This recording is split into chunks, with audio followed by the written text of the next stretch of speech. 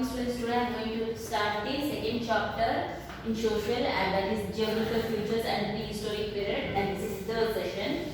Okay, so let's start the lesson. Look at your textbook. The geographical environment has influenced every country, the people in the world. Okay, there is an intimate relationship between the human life and the environment. Hence, it is necessary to learn about the geographical environment in order to know about human history. India is a subcontinent occupying a huge area in the southern part of the Asian continent. As it is surrounded by water on three sides and land on one side, it is a peninsula. India shares its boundaries with the Pakistan, Afghanistan, China, Nepal, Bhutan, Bangladesh and Myanmar. It consists of 28 states and 8 union territories and one national region. One national capital region, that is called Delhi. Okay, every country on the earth it is mainly influenced with the environmental conditions of the influence on the environment. Okay, every relationship between the environment and the human life will be interdependent. Okay, it is necessary to learn about the geographical environment to know the how the people life they live in their life. Especially India, it is in this southern part of the Asian continent, and this India and this our country India is surrounded by the three sides of water and made as a peninsula, and it also shares its boundary lines between the so many countries, nearly 7 countries. Okay, Pakistan, Afghanistan, China, Nepal, Bhutan, Bangladesh and Myanmar. These are the 7 countries which shares their border with our country. Okay, in our country there are 28 states and 8 union territories. And our national capital is which is our national capital? India. New Delhi is our capital. India's geographical features comprise the Himalayan mountains, the Indo-Gangetic plains in the north, the Deccan Plateau and the coastal areas in the coastal region in the south. The snow-capped mountain in the north includes some of the tallest mountain peaks in the world. They help to preserve the safety and security of India. There have been very few intrusions on the ancient India from the North Himalayan regions. The attacks have been mainly from the northwestern side through the valleys of Bolan and Khyber passes. The flat Indo-Gangetic plains are extremely fertile. The ancient civilization of Indus Valley and the Vedic period flourished here. Many battles have been fought from the time to time to establish control over this area. Usually the dynasties that establish control over this fertile Gangetic plains also established emperors. Okay, Indian geographic features have been mainly divided into 3 parts. That is northern Gangetic, the Himalayan mountains, the Gangetic plains in the north, and the Deccan plateaus and the coastal areas in the southern India. Okay, the snow-capped mountain which is in the top of the northern part of the India, it controls and also it protects from the others to enter into the country. So many countries have been, so many people has been invaded through this, but to capture the land of India and also to control over India, but it is not possible from that side. Mostly all of the fertile land has been present in the Indo-Gangetic plains. Okay, fertile land has been present in the northern part of the India, and also the so many rivers also be there present in that area. The Indus Valley civilization and also the Vedic period also flourished in this place itself. The Narmada river separates India into two. Okay, the Narmada river which parts India into the northern and southern part. Indian Malwa Plateau, Central Highlands and the Deccan Plateau in the south. The Mauryans and the Guptas ruled these 2 areas of ancient India. The Indian coastal line is vast and stretches over 6,100 kilometers. The eastern coastline is called the Coromandel coast, whereas the western coastline is referred as Konkan and Malabar coast. Okay, southern part of the India, the Narmada divided the India into 2 parts. The southern is the northern part. Upper part Malwa Flats, and this down of the Narmada river is called what? Central highlands or the Deccan plateaus of the in the south. Okay, the Mauryans and the Guptas were ruled over these areas. And in the ancient India, the Indian coastline is a very lengthy coastline. It occurs where the down of the southern part of the India. It is nearly 6,100 kilometers coastline are present. The eastern part of the coastal line of India is called was Coromandel Coast, and the western part is called what? Konkan and Malabar Coast.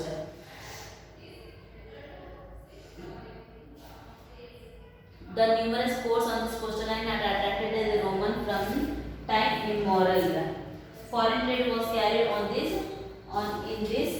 those days only through sea routes. On the olden days, the foreign trade has been occurred only through the sea routes itself. As a result, port towns flourishing result in the rise of powerful kingdoms in south like Pandyas and Cheras and the Cholas. Okay, in the southern part of the India also, so many kingdoms has been established. Some of the most popular kingdoms are Pandyas, Cheras and the Cholas. This is the physical map of the India. These are the coastal lines. This is nearly 6,100 kilometers are there coastal lines.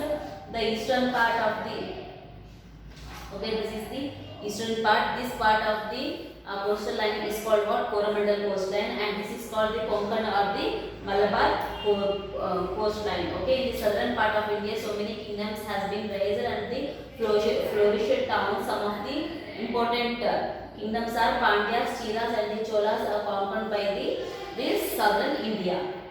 The diversity in India geographically and environment has no influence in the lives of communities living here.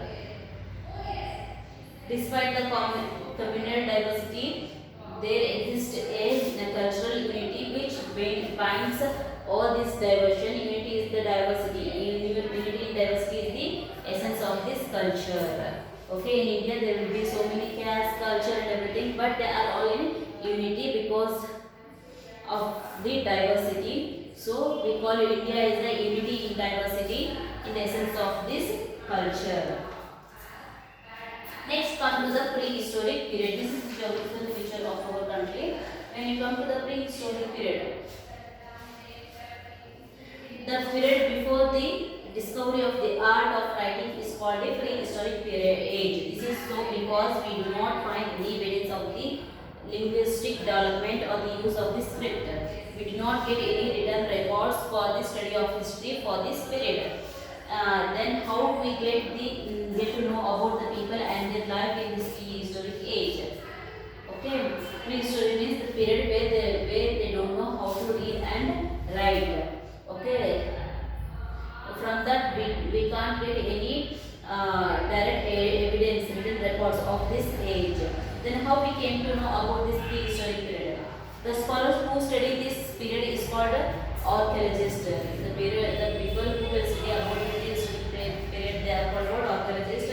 In this age, man was a nomad and indulged in hunting and food gathering. The archaeologists have discovered few tools created and used by the people. Probably they used tools made of stones, wood and bones. Okay, the archaeologists have been found that before prehistoric period, the people are the nomadic. They used to move from one place to another place in search of food, and they used to animals. They used to hunt the animals for the food purpose. And also by that we came to know some of the tools are created by those people also got. Those tools are made up of the stone, wood and bones of the animals. Among these only tools made of stones have survived today. Okay, providing us the source for study. Okay, the tools has been left out now. We are going to study about this prehistory through the help of those tools. Human beings in the prehistoric age used stone tools to peel the skin and separate the flesh from the bones of the animals. Prehistoric, how they used to use the stone to peel the skin of the animals from to separate the flesh from the skin, and also the bones from the flesh. To scrap the bark of trees and cut fruits and roots also. Not only separating the skin and also the peeling of the skin, they used to use this to cut the bark of a tree and also to cut fruits and vegetables and also along with that roots. create handles out of bones and wood. Okay, and use them like spears and arrows. People hunted animals. People used to create the handles like structure with the help of the bones and the wood. By using that, they started doing the spears and arrows. They used stones and axes to chop down trees and turn them into logs. And also they used stones as axes to cut down the trees into logs. They might have used wood to build huts for themselves to make handles for the weapons. Okay, they might use this wood to make the huts and also for the weapons. Also, the wood prehistoric period provides this sort of vision to us. Like this, we can know only the little bit part of this prehistoric period has to be known with the help of those tools. Next, where the prehistoric man lived. The relics of the hunting and food gathering men are available in Bimbitka, Hunsagiri and Karnool in India. These people has been lived in Bimbitka, Hunsagiri and Karnool in India. There are many other sites in which such lakes have been found. Most of these sites have been discovered along the banks of the rivers and lakes. Most of the people has been found in these on the rivers of banks of the rivers. Most of these sites have been discovered along the banks of rivers and lakes. Furthermore, since stone tools were essential for the survival of people of that age, they chose areas abundant with stone which could fulfill their needs. The people who they used to live in the rocks where have been available in more. Areas where people use stones to create various tools have been thought to be the first industrial sites of human beings. Okay, the people where they used to live, where they are available of the stones are more. They used to call that as industrial sites of human beings. How do we get to know about such industrial sites? Usually we get to see stone tools around rocky areas. People might have rejected some rocks are unsuitable for their tools. Heaps of broken rocks or stone chips obtained during the certain of creation of implements abound in such areas. It is possible that people live for a long time in these places. These sites are called residential and industrial sites. Where the rocks are available the more, they are called industrial and the residential sites of those people. And some of the heaps of the broken rocks are also found, chips of the rocks also found, which are used as a tools.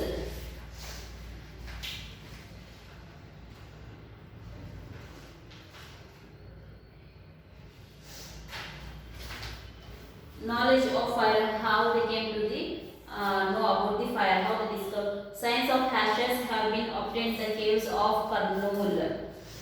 They reveal the knowledge and the use of fire by the people of the Stone Age. Probably fire was used for various purposes, to cook food, for lighting, and also for frighten the animals. Signs of some of the ashes are present in the caves which are present in the Karnool, and also they use this fire to cook food, and also for the frighten the animals also, and light up in the caves. Next is drawings found in caves. We get to see some drawings in many caves in which people lived in the Stone Age. Okay, we have seen some of the drawings also present in the caves which are present in the Stone Age. Even today we can see these drawings done on the walls of the caves and on the rocks. Okay, even today we can see these drawings. Such cave drawing can be seen in Madhya Pradesh, Uttar Pradesh and Karnataka. Some of the drawings in the caves have been seen in the Madhya Pradesh, Uttar Pradesh and Karnataka. There are beautiful drawings of wild animals and hunting. Okay, they have drawn the pictures of the wild animals and also the hunting. Next is the changing environment. It is believed that 12,000 years ago, a major change took place in the Earth's environment. The Earth temperature began to gradually increase. Okay, this led to the development of grassland in many places, and the animals began to multiply in unpredictable numbers. Animals like these, elks, goats, sheep, and others prospered in these grasslands. Women who had been hunted animals began to observe nature, food habits, and the way these animals multiplied. Over a period of time, they captured some of these animals and brought them up. Like this, animal husbandry and dairy started. Humans had by now learned to catch fishes in streams and lakes. Human beings noticed in the meantime that some grass bearing grains and had grown naturally. They learned to use them as a food. The grains and cereals like rice, wheat, barley obtained from such plants. Gradually, they learned to grow them too. Okay, in 12,000 years ago, there will be a gradual change of the increase of the temperature on the earth.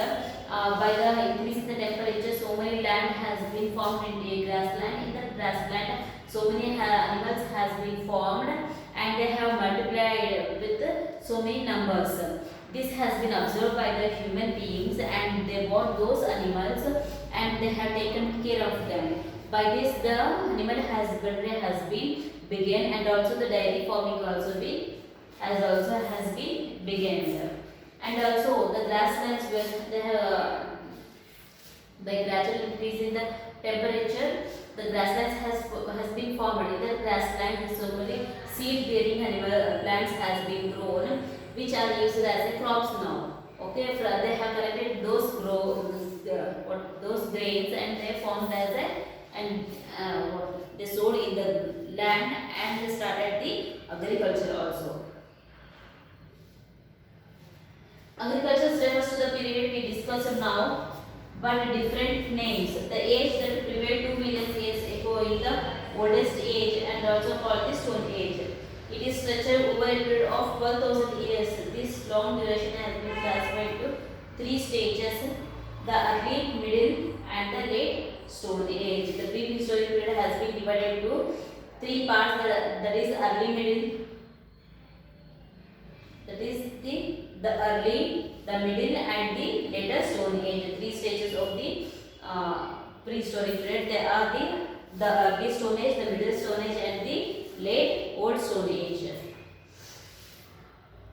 The period 12,000 years of around 12,000 years is called the Middle Stone Age. The tools of this period is generally very small and hence they are called delicate stone tools. Okay, in the starting beginning of the 12,000 years ago, they are called what? Middle Stone Age. In this Stone Age, they started using the tools and they are very delicate stone tools also. They used to fix these stone tools with handles made out of wood and bones. They used to attach these stones to the wood to make it as an axis handle made up of wood or also bones. They used those tools as the axis and saws. Along with these tools of the old kind will be continued to be used. Along with this new style of weapons they have used. Along with that, old stones also. These are the weapons. You can see these are the weapons they are used in the prehistoric period. Okay, next is diagram showing the stages of the prehistoric period: Old Stone Age, Middle Stone Age, and New Stone Age. In Old Stone Age, they have been divided into 3. That is Early Stone Age, Middle Stone Age, and Late Stone Age. The New Stone Age has been began after 10,000 years ago. In Old Stone Age, the New Stone Age this has been began after 10,000 years ago. The stone tools of this period are different from those of the earlier periods. The weapons, the stones which are used in the New Stone Age, they are completely different from the Old Stone Age. These tools were bright and had sharp edges. In New Stone Age, they have used the bright and the sharp edges. People of this age used grinding stones for grinding leaves and herbs and grains and cereals. Okay, in New Stone Age, they used the tools, stone tools for grinding the leaves, herbs, grains and cereals also. Some pots and pans of the period have been found, in a few of which have been decorated. Okay, of this period they have found some of the pots also been found in this from this period and they have been decorated. Pots were used for storing grains. Pots, how why they used to use to store the grains? They used to use that one. They were also used for cooking rice, wheat, and other grains and cereals. Okay, they used pots for cooking also. People of this age had learned to weave cloths also. Okay, students, remaining this one exercise I will do in the next session. Thank you. If you have any doubts regarding this lesson, you can call me, students. Thank you.